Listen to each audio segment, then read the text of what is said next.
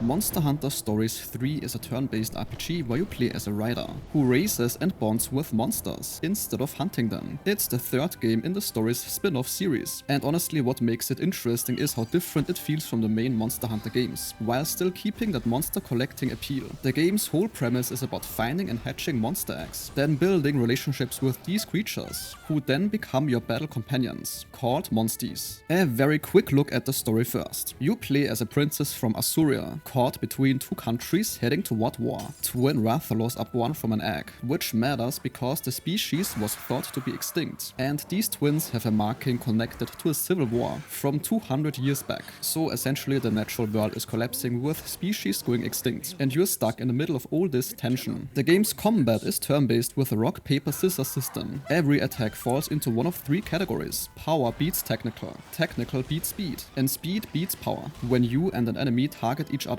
you enter a head-to-head where choosing the right attack type matters. If you win these head-to-heads, you deal extra damage and charge up your kinship gauge. Double attacks happen when both you and your monstie win a head-to-head against the same target, which then stops the enemy attacks and fills your kinship gauge faster. There is also a synchro rush for when you topple an enemy, and once your kinship gauge is full, you can ride your monstie and use powerful kinship skills that have unique animations for each monster.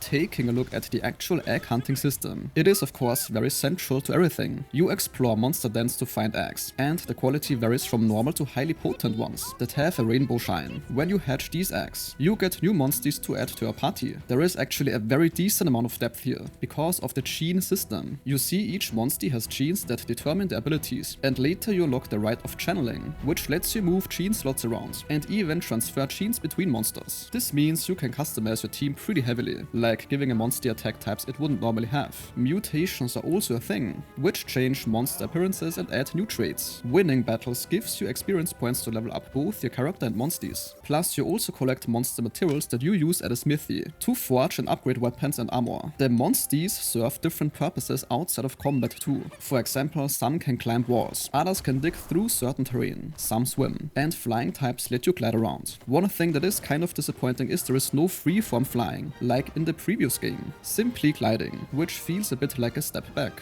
You swap between your monsties constantly to access different areas. This definitely helps keep the exploration varied. The actual character customization you have is pretty detailed, with many face options, hairstyles including some wild ones, heterochromia for eyes, and cosmetic options. So yes, there went some work into this. You can also customize armor colors and equip layered armor to change your appearance, without affecting stats. So essentially Transmog. Their weapons include greatsword, bow, hunting horn, hammer, and others. But sword and shield isn't in the game, which feels weird since it's such a staple weapon type. The hunting horn works as support, with buffs for your team. Looking at what is actually there beyond the main story, there are companion side stories that unlock after the first chapter. These give you time with different ranger characters and reward you with recipes when you complete them. Some involve unique boss fights or activities, and they add more context to the characters. The world also has these lookout points where you use a spyglass to scout areas and mark locations, caravan stands for fast travel and saving, and stables to manage your monstie collection. You can have up to 6 monsties in your active party and set different party configurations. Combat also has systems like part breaking, monster transformations that change attack patterns, and feral monsters with crystallized parts that require specific strategies. So this is at its core a monster collecting RPG with tactical turn-based combat, deep customization through genes and mutations, and that Monster Hunter flavor